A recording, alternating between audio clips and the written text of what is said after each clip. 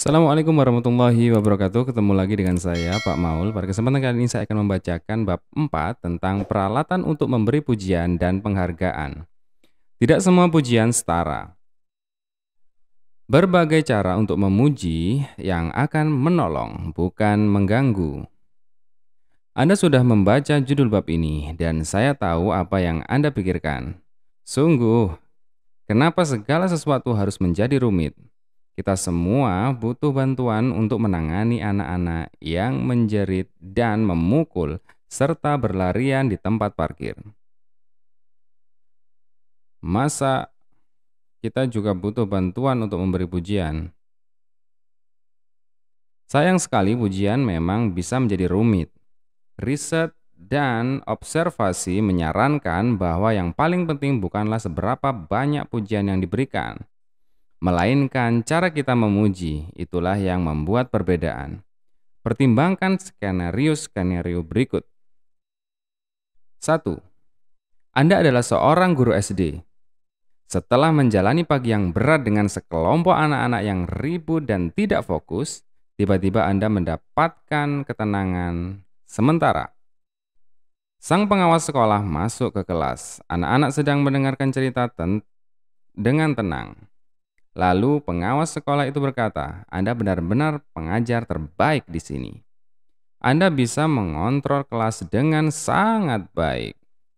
Bagaimana reaksi Anda terhadap pujian itu? Apakah Anda berbunga-bunga dan bangga dengan capaian itu? Atau apakah Anda berfokus pada kelemahan Anda?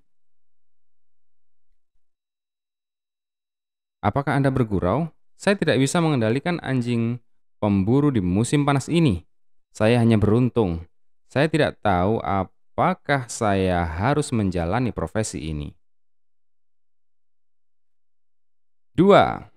Anda suka menyanyi saat mandi, meskipun tidak pernah menjalani latihan vokal secara formal. Anda memutuskan untuk mencoba bergabung dengan sebuah paduan suara. Setelah beberapa kali pertemuan, ternyata Anda masih bergumul dengan suara Anda. Harmoninya sulit dan Anda merasa tidak bisa menyanyi dengan nada yang tepat. Anda pun berkata pada pemimpin paduan suara, "Saya tidak tahu apakah bisa terus bergabung di sini. Saya merasa tidak bisa mengikuti." Ia menjawab, "Jangan khawatir. Yang kamu lakukan sudah sangat baik. Dari jauh suaramu terdengar sangat bagus." Apakah pujian itu membuat Anda merasa lebih percaya diri atau Anda akan bertanya-tanya, apa dia tidak salah atau dia sedang berbohong? Mungkin dia tidak mendengar suara saya dengan jelas karena sedang memperhatikan suara sopran. Mungkin dia sedang ingin membuat saya merasa lebih baik saja. Atau mungkin ia hanya membutuhkan uang keanggotaan saya untuk membayar cicilan mobil berikutnya. 3. Anda menghabiskan waktu berminggu-minggu untuk mengerjakan proposal program membaca di sekolah Anda, lalu mengirimnya pada sang pemimpin.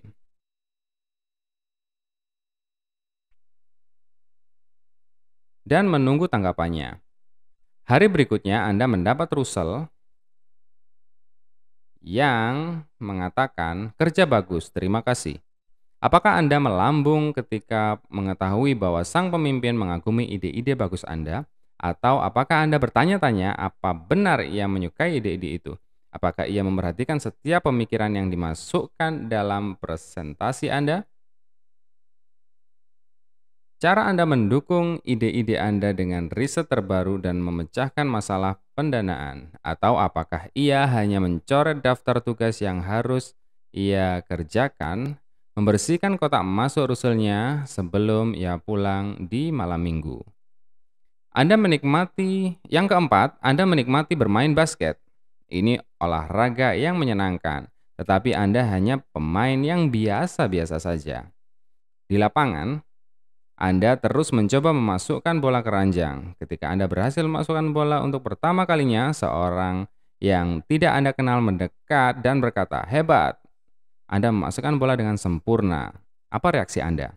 Apakah Anda akan mengajaknya bermain basket atau berpikir, untuk segera pulang sebelum Anda menghilangkan kesan baik itu dengan tembakan-tembakan lain yang ceroboh. Apakah yang apa yang berusaha dicapai saat kita memberi pujian pada anak? Kebanyakan orang berkata seperti ini, kami mencoba membuat mereka menyadari kekuatan yang dimilikinya, atau kami ingin menyemangati mereka untuk lebih banyak melakukan hal serupa. Atau kita ingin mereka merasa percaya diri atau mencoba lebih keras. Memang rasanya wajar bila dalam usaha membangun keyakinan diri anak, kita sering mengucapkan kamu hebat, pintar, luar biasa, cantik, terbaik dengan semangat. Namun saat memakai kata-kata yang mengevaluasi, kita kerap mendapat efek yang sebaliknya. Seperti yang Anda perhatikan ketika membaca skenario di atas. Pujian yang menghakimi atau mengevaluasi malah bisa menciptakan masalah. Pujian semacam itu justru akan membuat kita berfokus pada kelemahan kita, bukan kekuatan kita. Saya tidak sehebat itu, Anda harus melihat saya 10 menit yang lalu. Pujian seperti itu bisa membuat kita meragukan ketulusan orang yang memberikan pujian. Apakah dia sungguh-sungguh bermaksud mengatakan hal itu atau hanya mencoba membuat saya senang? Apa yang ia inginkan dari saya?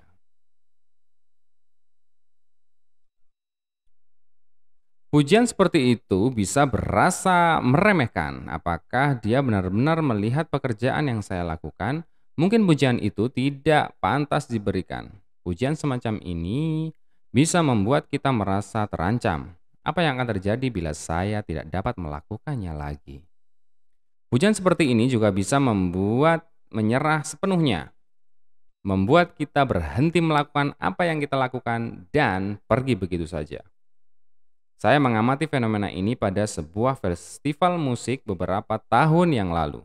Sekelompok pemain sulap mendorong orang-orang untuk mencoba peralatan yang mereka jual. Pada saat yang sama, saya mengamati ada seorang anak laki-laki yang tampak lebih gigih dibandingkan orang-orang dewasa di sekitarnya. Sedang berusaha menyeimbangkan beberapa kantong biji yang ia lempar bergantian ke udara dalam waktu yang sama. Sirkus. Sayang, lihat anak itu, ujar saya kepada suami saya. Mainnya bagus sekali. Tiba-tiba anak laki-laki itu memandang saya dengan terkejut. Kemudian menaruh kantong-kantong biji yang dipegangnya dan pergi begitu saja. Apa yang terjadi? Mengapa pujian spontan dari seorang yang melihatnya tanpa sengaja malah membuatnya berhenti? Anak laki-laki itu sedang terpikat pada proses mempelajari sesuatu yang baru dan menantang. Tiba-tiba ia dihakimi. Oleh karena itu, ia tidak lagi berfokus pada kegiatan yang dilakukan, malah khawatir akan gagal pada lemparan berikutnya, sehingga orang lain yang melihatnya akan menganggapnya tidak becus. Mungkin ia berpikir lebih baik berhenti bermain saat masih tampak bagus. Ah, betapa jahat yang saya lakukan pada anak malang itu. Peraturan pertama dalam memberi pujian adalah bahwa memberi pujian tidak selalu tepat untuk dilakukan. Saat seorang anak melakukan sebuah aktivitas, kita tidak perlu mengganggu konsentrasinya dengan memberikan komentar yang tidak ia minta. Berilah ia ruang. Pikirkan perasaan Anda saat sedang memasak makan malam, sementara pasangan Anda sedang duduk beberapa meter dari situ dan berkata, "Teknik memotong bawangmu bagus. Kamu pintar memilih minyak untuk memasak. Wortelnya kamu potong dadu dengan ukuran yang sama. Kamu bisa memegang pembuka kaleng dengan benar. Selama beberapa menit Anda akan membiarkannya sampai kemudian Anda berseru diam saja." Lantas bagaimana dengan saat-saat ketika anak-anak memang menginginkan reaksi? Mereka akan berlari menghampiri kita, menempel krayon mereka di bawah hidung kita, sambil berkata, "Lihat, apakah ibu suka ini?" Tanggapan seperti apa yang akan menginspirasi dan bukannya melemahkan semangatnya. Pada part kedua saya akan membacakan tentang peralatan-peralatan yang digunakan untuk memberikan pujian dan penghargaan kepada anak. Cukup sekian. Terima kasih. Wassalamualaikum warahmatullahi wabarakatuh. Lifelong learning.